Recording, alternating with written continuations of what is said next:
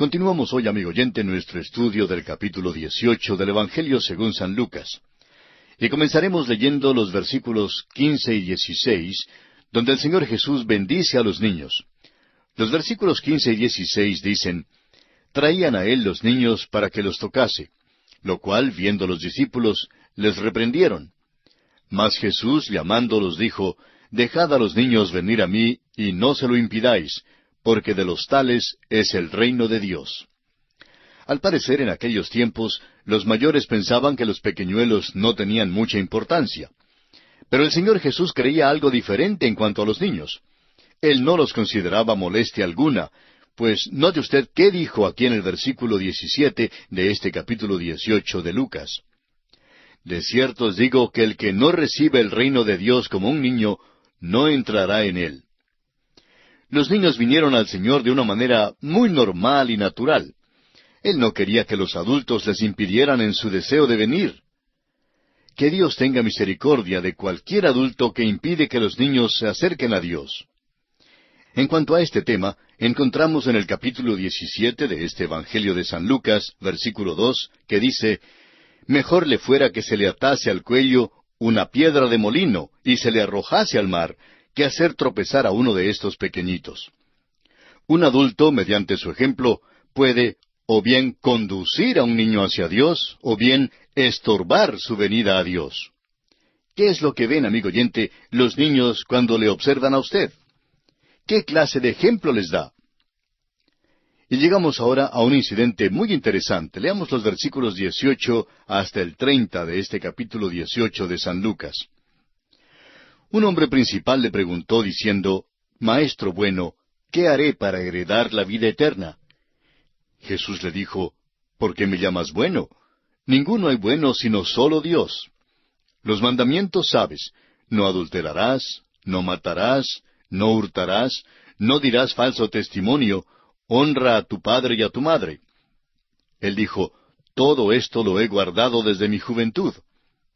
Jesús, oyendo esto, le dijo: Aún te falta una cosa. Vende todo lo que tienes y dalo a los pobres, y tendrás tesoro en el cielo. Y ven, sígueme. Entonces él, oyendo esto, se puso muy triste, porque era muy rico. Al ver Jesús que se había entristecido mucho, dijo: Cuán difícilmente entrarán en el reino de Dios los que tienen riquezas. Porque es más fácil pasar un camello por el ojo de una aguja que entrar un rico en el reino de Dios. Y los que oyeron esto dijeron: ¿Quién pues podrá ser salvo? Él les dijo: Lo que es imposible para los hombres, es posible para Dios.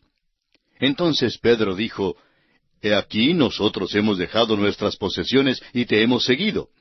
Y él les dijo: De cierto os digo que no hay nadie que haya dejado casa, o padres, o hermanos, o mujer, o hijos por el reino de Dios, que no haya de recibir mucho más en este tiempo y en el siglo venidero la vida eterna. El relato del joven rico también aparece en el Evangelio según San Mateo, capítulo 19, versículos 16 al 30, y también en Marcos, capítulo 10, versículos 17 al 31. Es una historia maravillosa. En este relato nuestro Señor inquirió en cuanto a la conducta del joven rico. El Señor Jesucristo estaba guiando a este joven a que viera que si reconocía lo bueno que había en Jesús, era porque Jesús es Dios. Por eso mismo, Jesús le exhortó a que le siguiera. Esto le habría guiado a aceptar a Jesús como los discípulos le habían aceptado, como el Cristo, el Hijo del Dios viviente.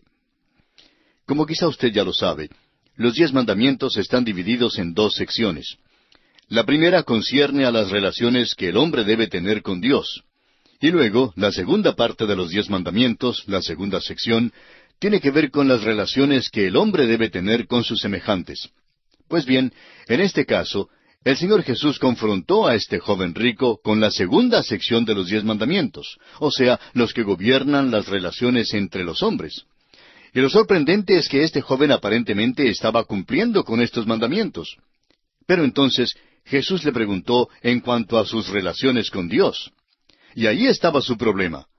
Jesús le insta, pues, a poner a Dios en primer lugar, a vender todas sus posesiones y entonces seguirle como discípulo. Pero este joven rico había puesto sus propias riquezas en el primer lugar, en el lugar que le corresponde a Dios. Con esto, el Señor Jesucristo demostró la imposibilidad del hombre de salvarse a sí mismo. Es necesario abandonarlo todo para entonces seguir a Jesucristo. Ahora, esto de abandonarlo todo, por supuesto, es lo contrario a lo que el hombre carnal desea. Solo Dios puede cambiar y transformar al corazón humano, y así podemos decir que solo Dios puede entonces hacer pasar a un camello por el ojo de una aguja. Dios es el único que puede regenerarnos, darnos una vida nueva con nuevos deseos y nuevos apetitos, un deseo sincero de servir a Dios y a nuestros semejantes. Ahora notemos que a pesar de sus faltas y su negativa de aceptar lo que Jesús le dijo, el relato dice que Jesús le amaba. Las riquezas habían separado a este joven de Jesús. Si hubiera seguido a Jesús, este joven habría venido hasta la cruz para su redención, porque Jesús estaba entonces muy cerca a la cruz. Ahora, ¿quién era este joven? No lo sabemos. Puede que sea usted mismo, amigo oyente, y esto tampoco lo sabemos. Pero lo que sí sabemos es que Él le ama a usted y desea su salvación. Ahora, en los versículos 31 al 34, Jesús predice otra vez su muerte y resurrección. Y no vamos a entrar en explicaciones detalladas en cuanto a este pasaje, porque ya lo consideramos ampliamente en nuestro estudio de los Evangelios de Mateo y Marcos. Solamente vamos a leer estos versículos 31 al 34 del capítulo 18 de San Lucas. Tomando Jesús a los 12, les dijo, He aquí subimos a Jerusalén, y se cumplirán todas las cosas escritas por los profetas acerca del Hijo del Hombre. Pues será entregado a los gentiles, y será escarnecido, y afrentado, y escupido. Y después que le hayan azotado, le matarán. Mas al tercer día resucitará. Pero ellos nada comprendieron de estas cosas, y esta palabra les era encubierta, y no entendían lo que se les decía. Ahora, en los versículos 35 al 43, los versículos finales de este capítulo 18 del Evangelio según San Lucas, Jesús sana a un ciego al entrar en Jericó.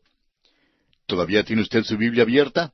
Bueno, entonces siga conmigo la lectura de los versículos 35 al 43. Aconteció que acercándose Jesús a Jericó, un ciego estaba sentado junto al camino mendigando. Y al oír a la multitud que pasaba, preguntó qué era aquello. Y le dijeron que pasaba Jesús Nazareno. Entonces dio voces diciendo, Jesús, Hijo de David, ten misericordia de mí. Y los que iban delante le reprendían para que callase, pero él clamaba mucho más, Hijo de David, ten misericordia de mí. Jesús entonces, deteniéndose, mandó traerle a su presencia, y cuando llegó le preguntó, diciendo, ¿Qué quieres que te haga?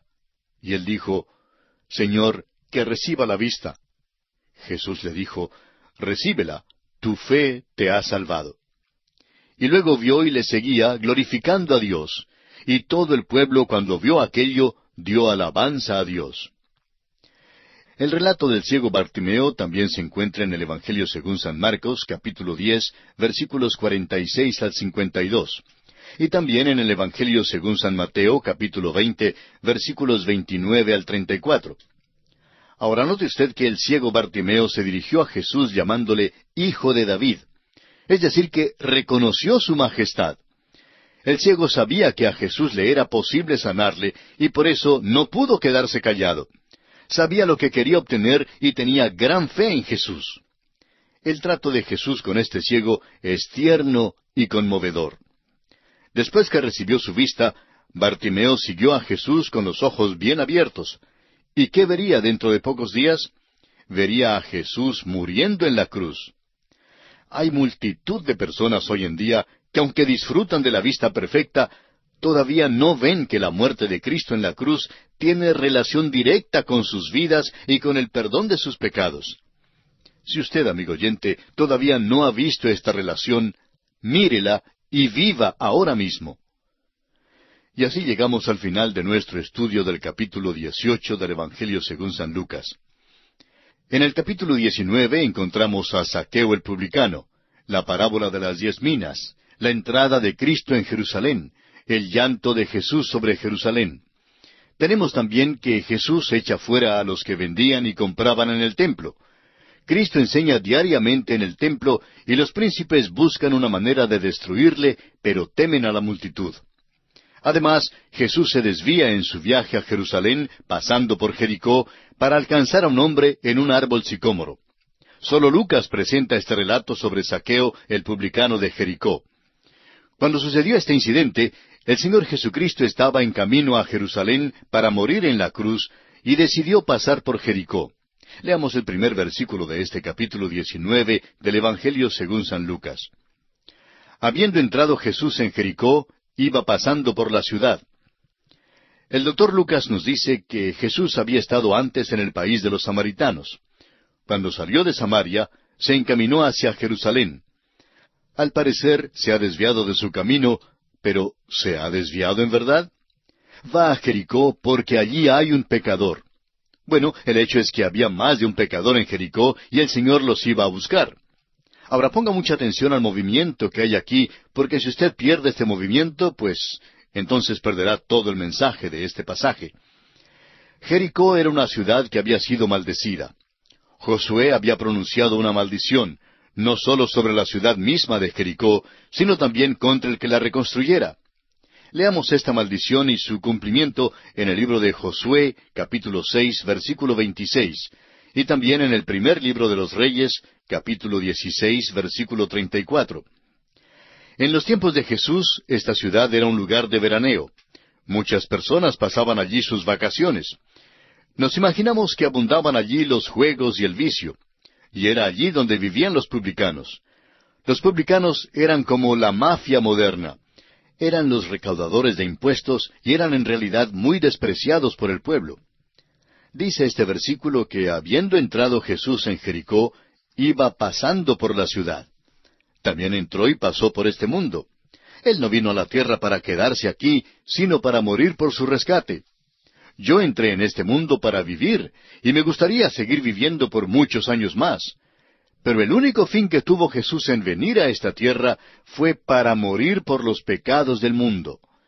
Este gran movimiento hacia la cruz lo vemos en el hecho de que Él entró y siguió pasando por Jericó. No pierda esto de vista. Leamos ahora el versículo 2 de Lucas capítulo 19. Y sucedió que un varón llamado Zaqueo, que era jefe de los publicanos y rico. Ahora, tres cosas se dicen en cuanto a este hombre en el versículo 2, y nos dice todo lo que necesitamos saber. El Espíritu de Dios tiene su manera de tomar un solo rasgo de la pluma y contarnos todo lo que necesitamos saber en cuanto a una persona. La primera cosa que aprendemos en cuanto a este hombre es que su nombre es Zaqueo. Ahora, cuando le digamos el significado de su nombre, quizá usted se ría. Pues bien, el significado del nombre Zaqueo es puro. Imagínese usted, un publicano que pudiese ser puro. Claro que le pusieron ese nombre cuando era bebé. Su padre y su madre le miraron y creyeron que era el bebé más precioso en todo el mundo. Al crecer Zaqueo, debe haber habido mucha diversión en Jericó cuando lo llamaban por su nombre. Dirían, «Hola, puro». ¡Qué nombre para un recaudador de impuestos! Podemos comprender cómo se sentían sus padres cuando criaban a su niño tan dulce e inocente. El Dr. Magui, autor de estos estudios bíblicos, pastor con largos años de experiencia, contaba que tenía un nietecito que era una de las cosas más grandes que jamás haya tenido. Y decía él, si yo hubiera sabido cuán divertidos son los nietos, pues habría tenido mis nietos antes de haber tenido mis hijos. Los nietos dan mucho más placer, pues cuando se ensucian o lloran, pues simplemente los manda uno a sus padres o a su casa. Bueno, Zaqueo era jefe de los publicanos. Sus padres nunca soñaron que resultaría de esa manera, pero una noche oscura tuvo que decidir si haría traición a Roma o no. Como publicano, tendría que pagarle cierta suma a Roma por determinado territorio en el cual recaudaría los impuestos. Luego, claro que cobraría más impuestos que lo que le pagaba a Roma, y así se enriqueció mucho. Zaqueo era jefe de los publicanos. Había abandonado su religión. Ya no tenía acceso al templo. Era sin duda el publicano que vimos en el capítulo anterior, que se mantenía lejos golpeándose el pecho mientras decía, «Dios, sé propicio a mí, pecador». Zaqueo quería tener un propiciatorio a donde llegar como pecador. Quería volverse a Dios. No hay duda que Zaqueo era muy rico. Se aseguró que su profesión fuera bien lucrativa. No manejaba su negocio sin entusiasmo. Si iba a cobrar impuestos de una viuda que no podía pagar, pues la echaba fuera de la casa. Era un hombre que había robado a muchos. Había hecho su decisión de ser publicano, pero descubrió que todo el dinero del mundo no podría satisfacer el corazón, y deseaba volver para comenzar de nuevo. Había caminado por una de esas calles de una sola vía y no encontraba manera alguna de volver al propiciatorio. Quería obtener la misericordia, y nuestro Señor lo sabía. Así pues, nuestro Señor fue a Jericó con el propósito específico de ayudar a este hombre. Quería llevar a Zaqueo con él, no a Jerusalén, sino hasta la cruz para su salvación. Continuemos ahora con el versículo 3 de este capítulo 19 de Lucas, que continúa describiendo a Zaqueo y dice: procuraba ver quién era Jesús, pero no podía a causa de la multitud, pues era pequeño de estatura. En cierta ocasión, dos profesores de un seminario se encontraban conversando, y el primero de ellos, que casi había perdido su fe, le dijo al segundo que estaba confundido en cuanto a si Jesús había sanado a un ciego o a dos en Jericó. El segundo le respondió en broma que había dos ciegos y le aseguró que lo podía verificar por la Biblia. El primero dijo: ¿cómo puede ser? El segundo le dijo que el otro ciego era Zaqueo. ¿Cómo puede aseverar que Zaqueo era ciego?, le dijo el primero. El segundo profesor respondió que el otro ciego era Zaqueo, porque la Biblia dice que no podía ver a causa de la multitud. En otras palabras, era un hombre pequeño, o como dice aquí el versículo 3, pequeño de estatura. Tenía ojos, claro está, pero no era lo suficientemente alto como para poder ver a causa de la multitud. Era un hombre pequeño. Él hizo lo que por lo general hacemos todos cada vez que hay un desfile o alguna parada. Debido al gentío que se reúne para mirar, nos subimos a una escalera o a un balcón para poder ver bien. El versículo 4 de este capítulo 19 de Lucas continúa describiendo lo que tuvo que hacer Zaqueo para poder ver a Jesús. Leamos pues este versículo 4. Y corriendo delante, subió a un árbol sicómoro para verle, porque había de pasar por allí. El árbol sicómoro tiene una corteza resbalosa, y la primera rama siempre queda a gran distancia de la tierra. Es difícil en realidad subirse a este árbol, y creemos que le fue difícil, muy difícil a Zaqueo subirse a ese árbol. Como la primera rama estaba fuera de su alcance, creemos que Zaqueo hizo todo lo que pudo, y después de un gran esfuerzo, al fin logró subirse al árbol, y entonces se sentó en una rama entre las hojas. Creyó que nadie le vería allí, pero que él podría ver todo lo que pasaba. Esperaba, y en realidad de verdad, Jesús pasó por allí. Ahora nuestro Señor sabía que Zaqueo estaba allí, porque pasó por Jericó precisamente para alcanzar a este hombre. Leamos el versículo 5 de este capítulo 19 de Lucas. Cuando Jesús llegó a aquel lugar, mirando hacia arriba, le vio y le dijo: Zaqueo, date prisa, desciende, porque hoy es necesario que pose yo en tu casa. Cuando nuestro Señor miró al árbol sicómoro y vio allá a Zaqueo, creemos que se rió. Es verdad que el texto no dice que se rió, pero es difícil leer este relato sin encontrar algo de humor aquí. El Señor pues miró hacia el árbol como diciendo: bueno, Zaqueo, querías verme. En realidad te costó mucho trabajo subir a ese árbol. Ahora apúrate y bájate de allí. ¿Apúrate? Este pobre hombre había pasado casi la mitad de un día subiéndose a ese árbol, pero no le costó tanto trabajo bajarse. ¿Sabe? Es que siempre es más fácil bajarse que subirse a un árbol. Pues bien, nuestro Señor le dijo: es necesario que pose yo en tu casa. Ahora note usted que Jesús no se detuvo en la casa del alcalde, ni en la casa de un fariseo, ni tampoco en la casa de ninguna persona prominente. Se fue a la casa de un publicano. Ahora lo que sigue en esta historia es sumamente interesante. Pero vamos a detenernos aquí por esta ocasión, porque nuestro tiempo ya se ha agotado.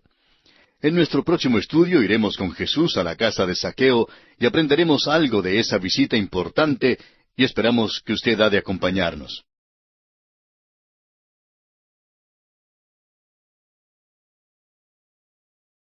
Continuamos hoy, amigo oyente, nuestro recorrido por el Evangelio según San Lucas.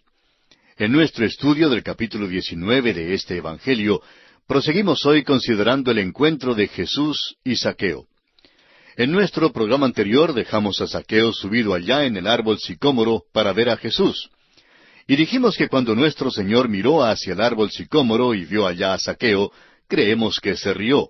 Es verdad que el texto no dice que se rió, pero es difícil leer este relato sin imaginarse que hay un poco de humor aquí.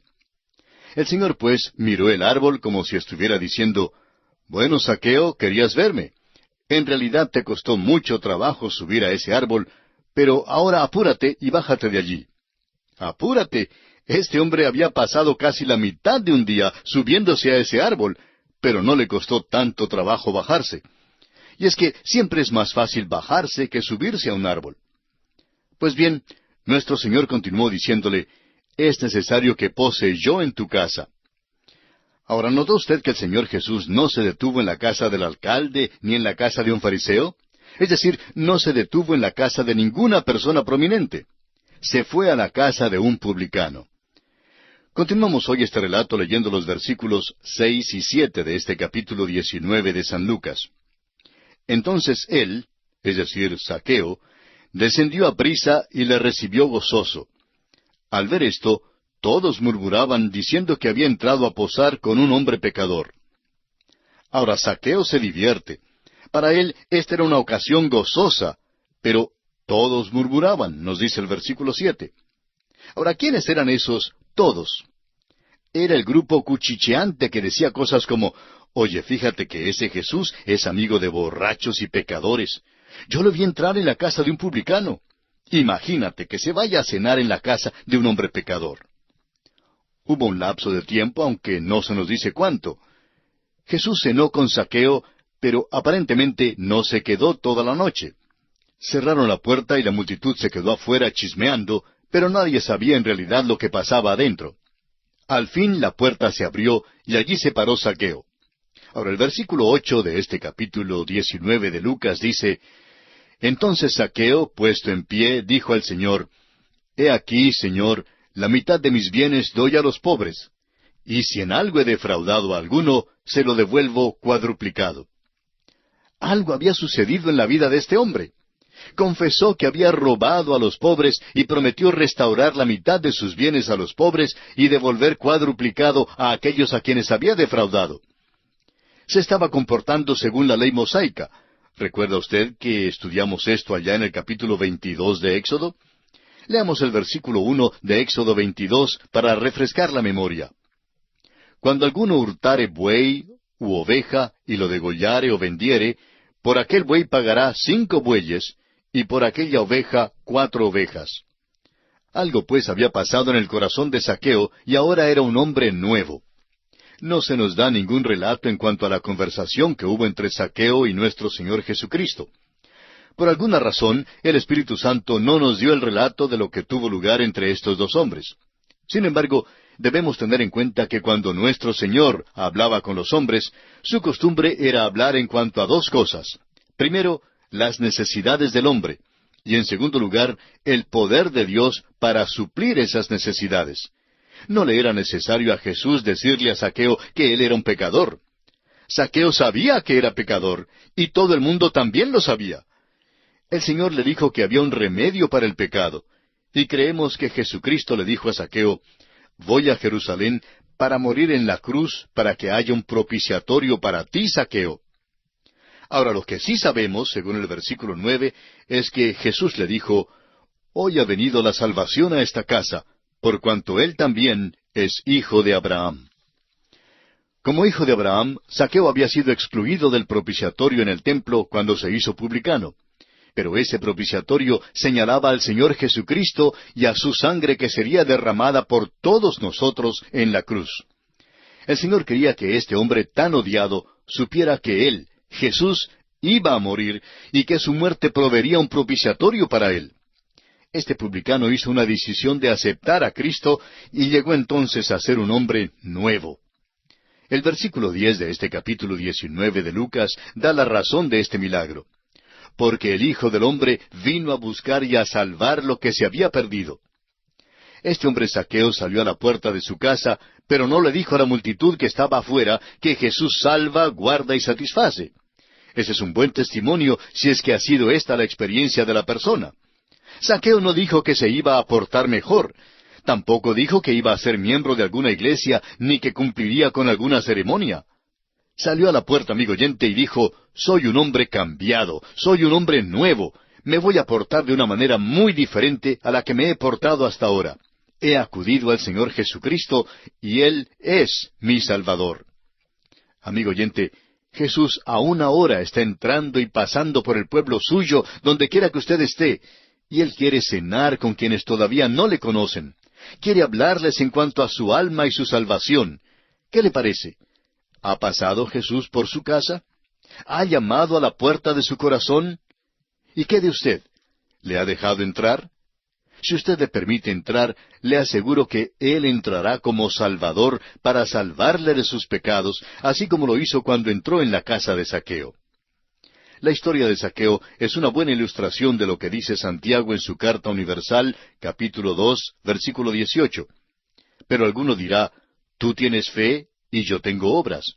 Muéstrame tu fe sin tus obras, y yo te mostraré mi fe por mis obras. Zaqueo mostró su fe por sus obras. Él no habló de su fe, la demostró. El mundo no está escuchando sermones hoy en día, está buscando algo real y tangible. Zaqueo encontró eso que el mundo busca. Jesús cenó con él, y su vida fue totalmente transformada. Acepte usted a Jesucristo, amigo oyente, como su Salvador personal, y le aseguramos que su vida también será totalmente transformada. Y llegamos ahora a la parábola de las 10 minas. Leamos el versículo 11 de este capítulo 19 de San Lucas. Oyendo ellos estas cosas, prosiguió Jesús y dijo una parábola, por cuanto estaba cerca de Jerusalén, y ellos pensaban que el reino de Dios se manifestaría inmediatamente. Ahora no olvidemos que Jesús iba a Jerusalén para morir. Muchos de sus seguidores y aun sus apóstoles pensaban que el reino estaba ya por establecerse en la tierra. Pero no era así. Cristo iba a su muerte y la venida del reino iba a ser pospuesta hasta que viniera por segunda vez. Ahora en el versículo 12 de este capítulo 19 de Lucas, el Señor Jesús dijo pues, un hombre noble se fue a un país lejano para recibir un reino y volver. Ahora en nuestro tiempo Jesús ha vuelto al cielo, y Él recibirá el reino de su Padre y no de nosotros. Nosotros no hemos votado para elegirlo como rey. Cuando venga la próxima vez, Él quebrantará a sus enemigos con vara de hierro. Él no está pidiendo que votemos por Él la próxima vez que venga. Los hombres o bien le recibirán o serán destruidos. Él vino la primera vez como Salvador, pero la próxima vez vendrá como juez. Ahora Él no está físicamente en la tierra hoy. Ha ido para recibir un reino. Y algún día, no muy lejano, vendrá otra vez. Continuemos con los versículos 13 y 14 de Lucas 19. Y llamando a 10 siervos suyos, les dio 10 minas, y les dijo, negociad entre tanto que vengo. Pero sus conciudadanos le aborrecían, y enviaron tras él una embajada, diciendo, no queremos que éste reine sobre nosotros. Y este es precisamente el mensaje que el mundo tiene hoy en día para el Señor Jesucristo. Sin embargo, esto no impedirá que Dios envíe a su Hijo de nuevo a la tierra. El mundo ya se rebeló una vez en contra de Dios y de su Mesías. No quisieron que Él reinara sobre ellos y por eso le clavaron en la cruz. Y todavía hoy en día no quieren que Él reine. Pero Jesucristo, sin duda alguna, reinará de todos modos.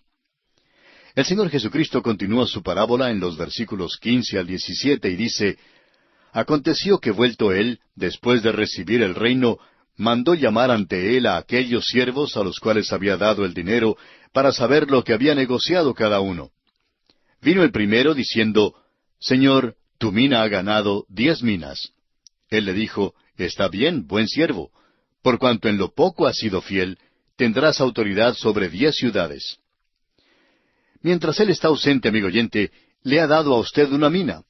Él ha dado a cada uno de sus siervos una oportunidad, y es esa oportunidad lo que representa esta mina.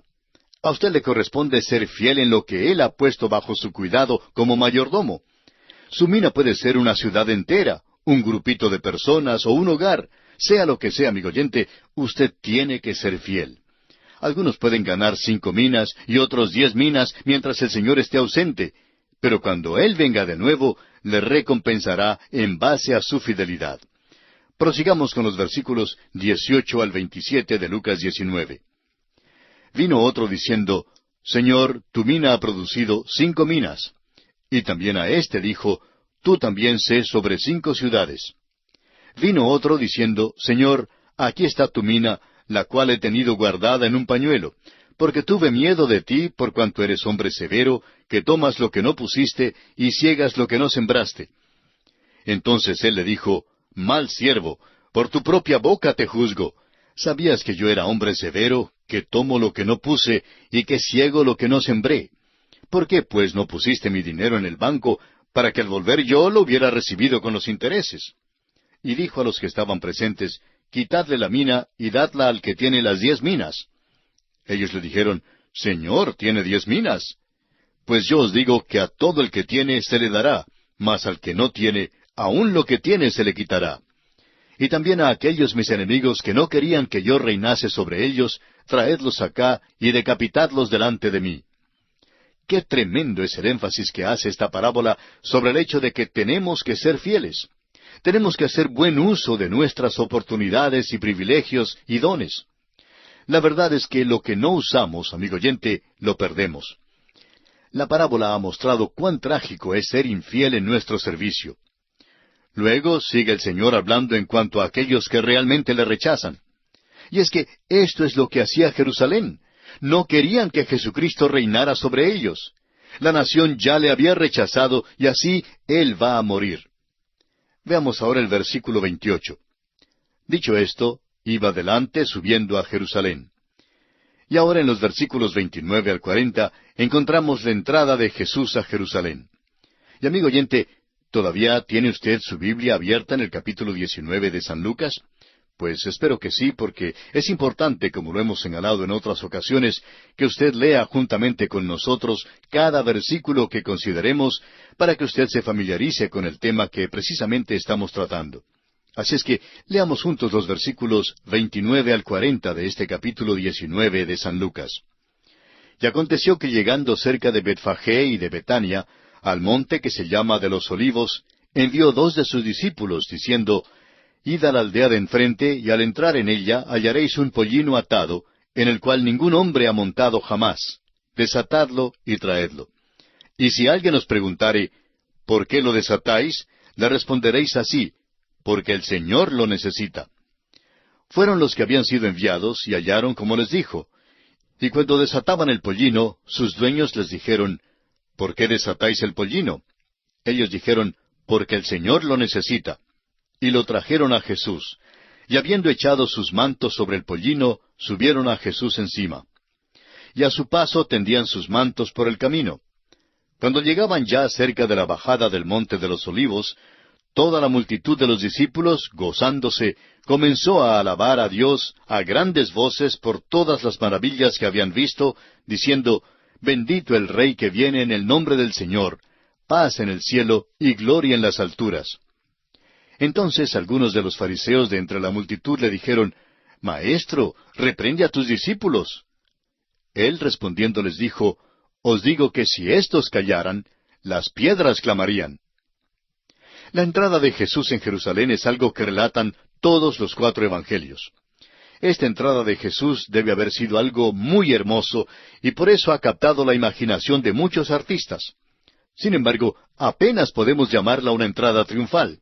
Es verdad que Jerusalén quedó conmovida, pero no le aceptó. Al contrario, después de una semana, la multitud le rechazó en pleno y le dio muerte. La misma multitud que cantaba Hosana, más adelante en aquella misma semana gritaba Crucifícale. Lo impresionante es que Jesús se coloca delante de la ciudad públicamente y demanda una decisión del pueblo. Hasta aquí había venido sin bulla alguna a la ciudad y también se había retirado calladamente. Pero esta vez fue muy diferente. Aún sus propios discípulos no supieron el significado de su entrada, sino hasta más tarde. En Juan 12:16 leemos, Estas cosas no las entendieron sus discípulos al principio, pero cuando Jesús fue glorificado, entonces se acordaron de que estas cosas estaban escritas acerca de Él y de que se las habían hecho. Jesucristo obligó a Jerusalén a considerar sus reclamos por última vez, pero fue rechazado. Su segunda venida entonces será la verdadera entrada triunfal. Y ahora en los versículos 41 al 44 encontramos el llanto de Jesús sobre Jerusalén. Leamos estos versículos. Y cuando llegó cerca de la ciudad, al verla, lloró sobre ella, diciendo, Oh, si también tú conocieses, a lo menos en este tu día, lo que es para tu paz. Mas ahora está encubierto de tus ojos, porque vendrán días sobre ti, cuando tus enemigos te rodearán con vallado, y te sitiarán, y por todas partes te estrecharán, y te derribarán a tierra, y a tus hijos dentro de ti, y no dejarán en ti piedra sobre piedra, por cuanto no conociste el tiempo de tu visitación. Las cosas que son necesarias para su paz todavía están ocultas de los ojos de ellos. En el salón de una convención en Jerusalén hace algún tiempo había un letrero prominente escrito sobre una cortina. El letrero decía, «La ciencia nos dará la paz en nuestros tiempos». Mire usted eso. La ciencia nos ha dado la bomba atómica y algunas armas devastadoras, pero no nos ha traído la paz. Jesús pudo mirar por los corredores del tiempo y pudo ver todas las cosas en las cuales ellos confiarían para tratar de lograr la paz. Acudirían a todo menos a Él, y fue por eso que Él lloró. Ahora, lo siguiente que encontramos es la purificación que Jesús hace del templo. Leamos los versículos 45 al 48 de este capítulo 19 de Lucas. Y entrando en el templo, comenzó a echar fuera a todos los que vendían y compraban en él, diciéndoles, Escrito está, mi casa es casa de oración, mas vosotros la habéis hecho cueva de ladrones. Y enseñaba cada día en el templo, pero los principales sacerdotes, los escribas y los principales del pueblo procuraban matarle. Y no hallaban nada que pudieran hacerle, porque todo el pueblo estaba suspenso oyéndole. Esta purificación del templo tuvo lugar en el segundo día de su entrada a Jerusalén, y fue en un día domingo. Los cambistas estaban allí con los demás que vendían tórtolas. Ahora, no era malo tener un lugar de cambio para los extranjeros de otros países para que pudieran adquirir la moneda de curso legal. Tampoco era malo que los viajeros de lejos compraran un animal para el sacrificio. Pero los sacerdotes hacían esto por lucro. El templo había llegado a ser un centro comercial y la religión había llegado a ser un fraude sistemático. Habían cambiado la casa de Dios de un lugar de oración a un lugar de lucro. Ahora ya los príncipes religiosos habían determinado la muerte de Jesús, pero cuando Él se metió en sus negocios, renovaron sus esfuerzos para matarle. Y lo habrían matado enseguida, pero no lo hicieron entonces, porque se dieron cuenta que, como dice aquí el versículo 48, todo el pueblo estaba suspenso oyéndole. Y amigo oyente, permítanos esta pregunta. ¿Está usted escuchando a Jesús en este día? Él tiene mucho que decirle por medio de su preciosa palabra, la Santa Biblia. Y así llegamos al final de nuestro estudio del capítulo 19 del Evangelio según San Lucas. Y aunque no nos queda mucho tiempo ya en este programa, quisiéramos solo mencionar que en el capítulo 20 veremos que Cristo afirma su autoridad por medio de una pregunta en cuanto al bautismo que recibió de Juan. Consideraremos también la parábola de la viña. Asimismo, veremos que Jesús habla en cuanto al dar tributo a César. Contesta a los herodianos y a los saduceos. Explica cómo es que Él es el Hijo de David y finalmente amonesta a sus discípulos a guardarse de los escribas. El doctor Lucas cuenta, así como Mateo y Marcos, el incidente del encuentro de Jesús con estos dirigentes religiosos en el templo en Jerusalén. Y había, como ya hemos dicho, los herodianos, los fariseos y los saduceos. Ahora, Mateo tiene mucho cuidado en presentarlos en este orden particular, pero notaremos que aquí, en este capítulo 20, el doctor Lucas tiene un propósito diferente en mente. Y creemos que veremos este propósito cuando entremos en nuestro estudio detallado de este capítulo 20 de San Lucas. Así es que estos son los aspectos que encontraremos en el estudio del capítulo 20 del Evangelio según San Lucas. Le invitamos, pues, a que nos acompañe en nuestro próximo programa y esperamos que se prepare convenientemente leyendo el capítulo 20 de antemano.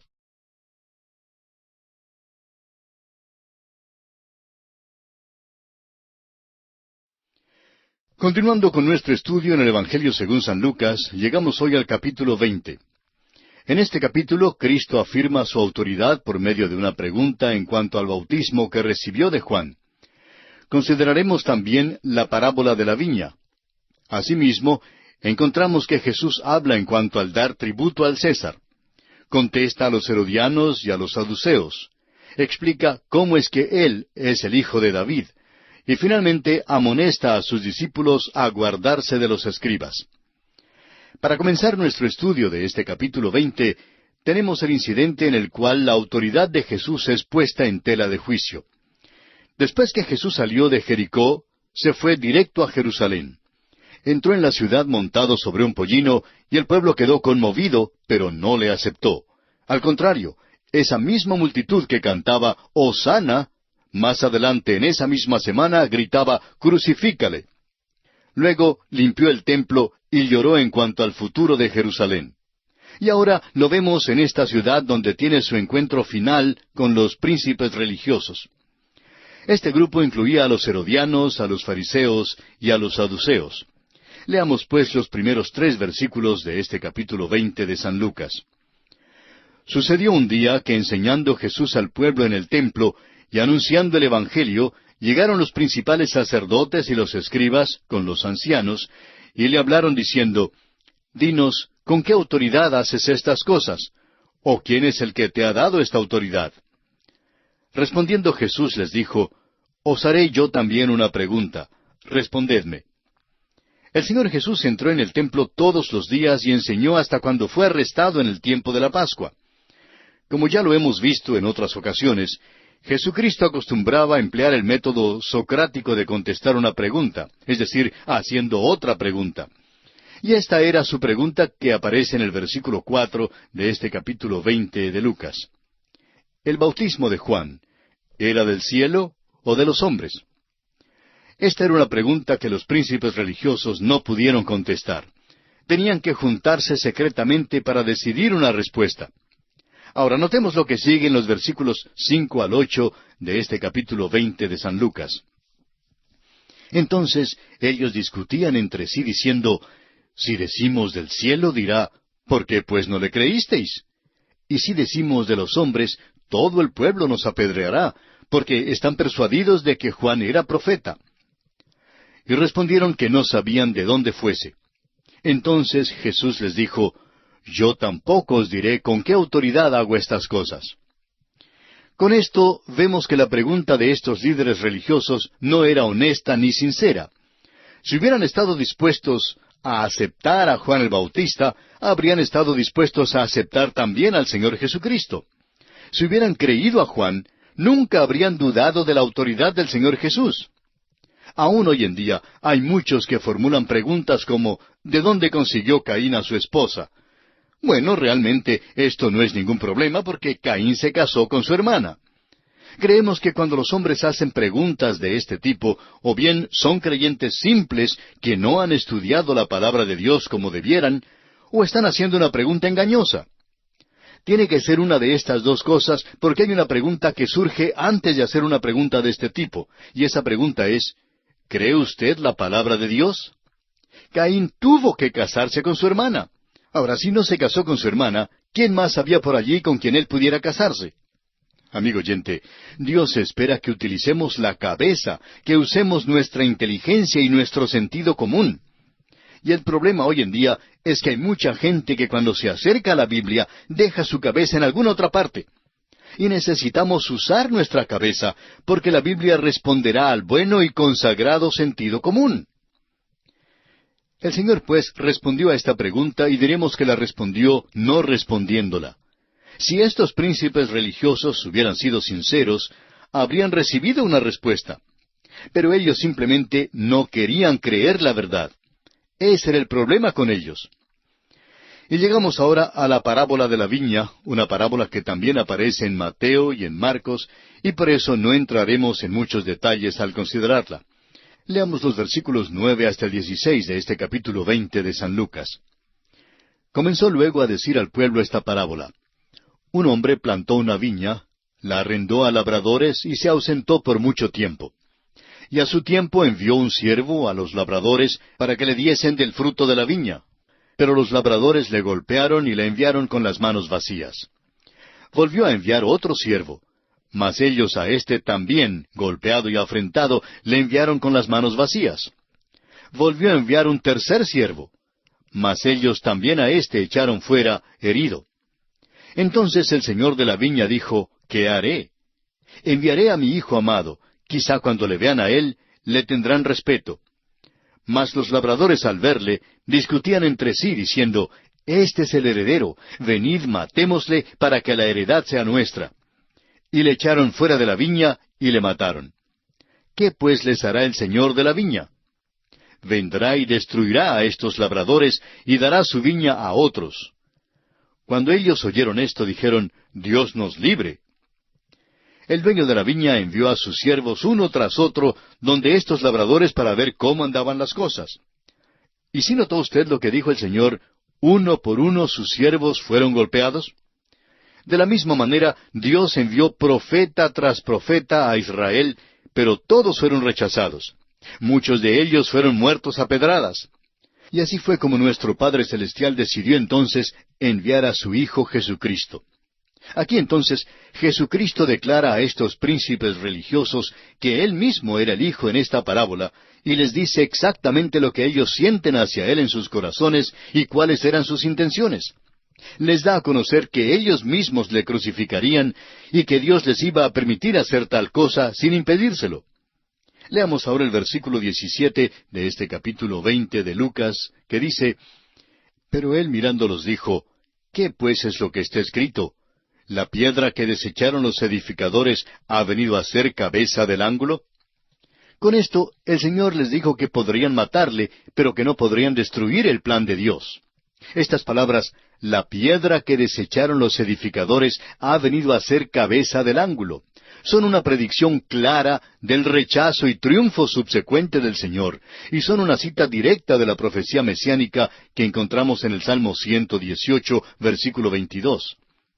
Bueno, Jesús continúa hablando aquí y dice en el versículo 18, Todo el que cayere sobre aquella piedra será quebrantado, mas sobre quien ella cayere le desmenuzará. Y este es un hecho, amigo oyente, que los que caigan sobre esta piedra serán quebrantados. Pero por otra parte, es un hecho que esta es la única manera de acudir a Cristo. Tenemos que venir a Él como pecadores, angustiados de corazón y de espíritu, y sólo así seremos salvos. Como dice el apóstol Pablo en su primera carta a los Corintios, capítulo 3, versículos 10 y 11. Conforme a la gracia de Dios que me ha sido dada, yo como perito arquitecto puse el fundamento, y otro edifica encima, pero cada uno mire cómo sobreedifica, porque nadie puede poner otro fundamento que el que está puesto, el cual es Jesucristo.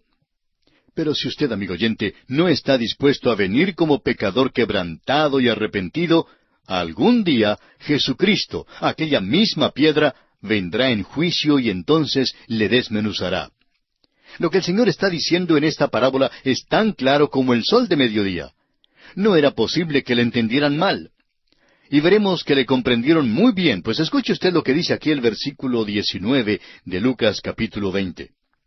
Procuraban los principales sacerdotes y los escribas echarle mano en aquella hora, porque comprendieron que contra ellos había dicho esta parábola, pero temieron al pueblo. No hay duda alguna entonces que los príncipes religiosos ciertamente comprendieron muy bien su parábola. El verdadero problema es que son demasiadas las personas en nuestras iglesias hoy en día que no reconocen el significado de estas enseñanzas. Bueno, volviendo a estos sacerdotes y escribas, vemos que aunque le comprendieron muy bien, sin embargo persisten en su hipocresía.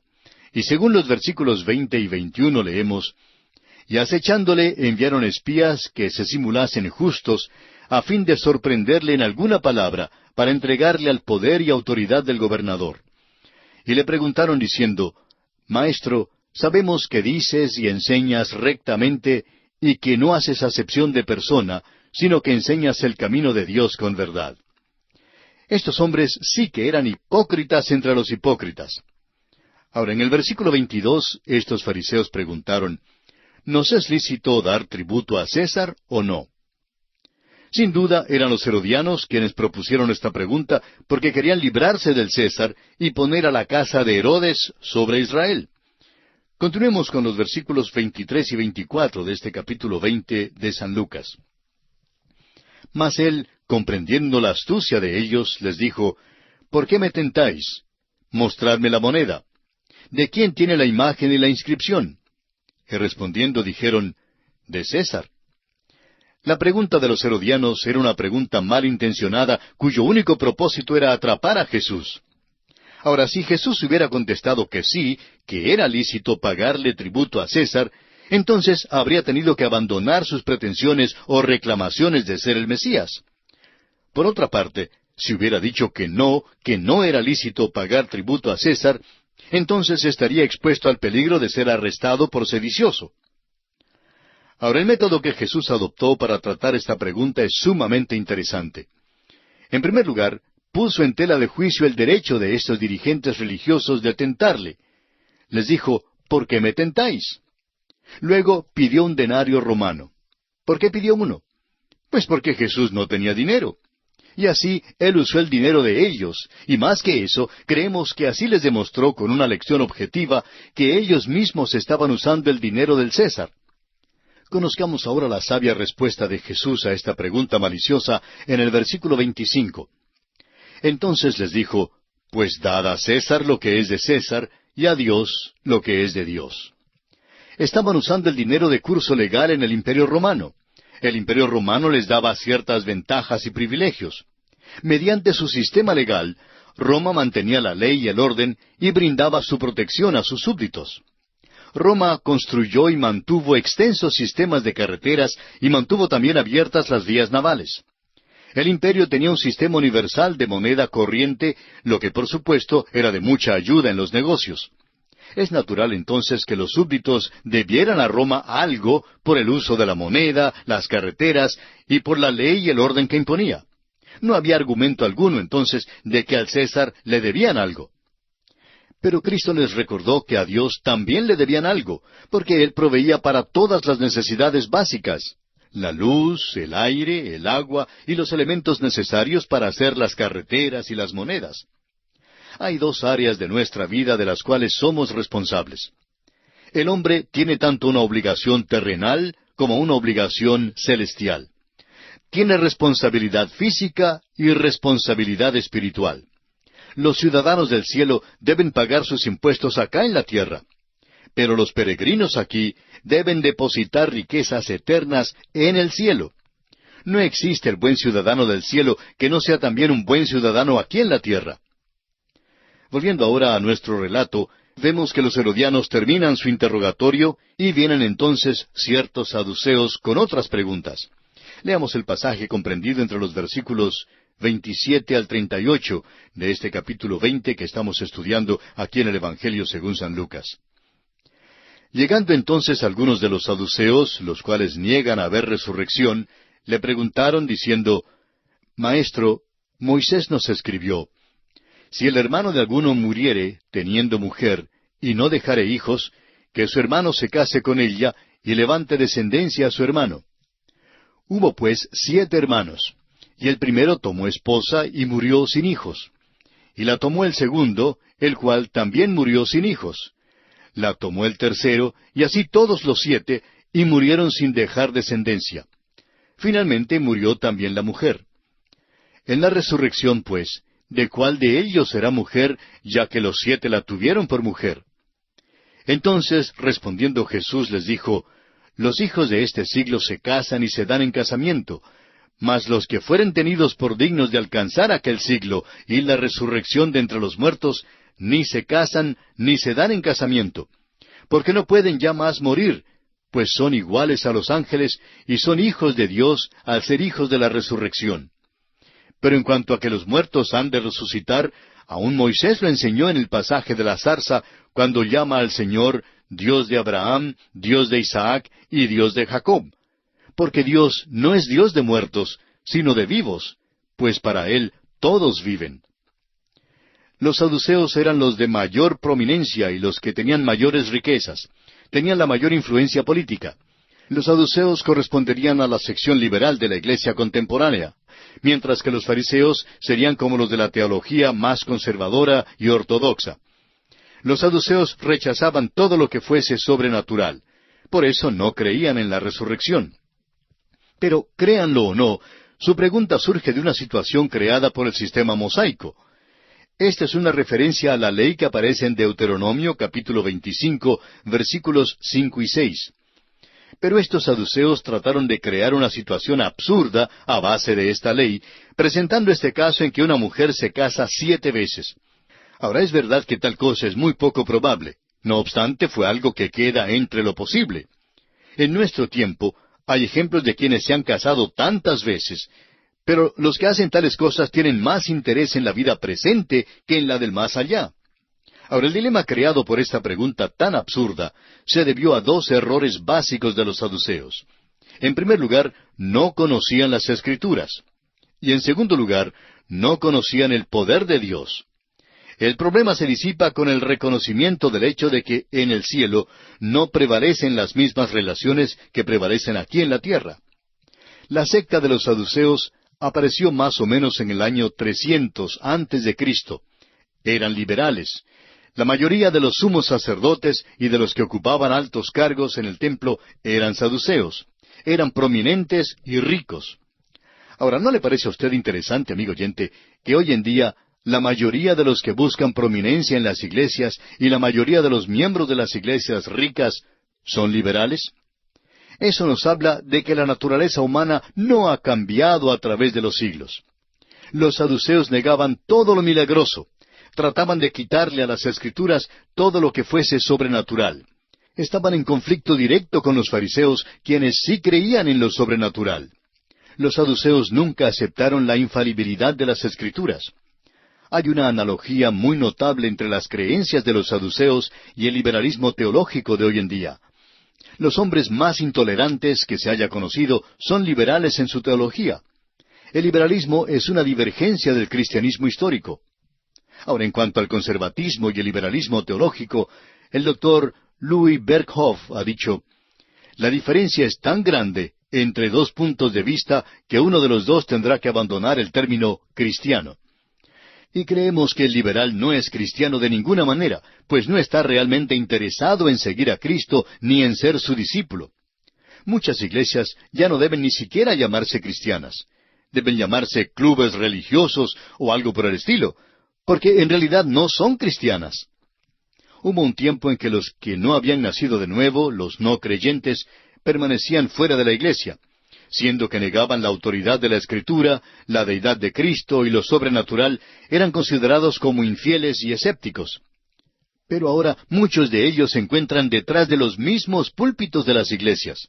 Todavía son infieles y escépticos y siguen negando la deidad de Cristo y lo sobrenatural.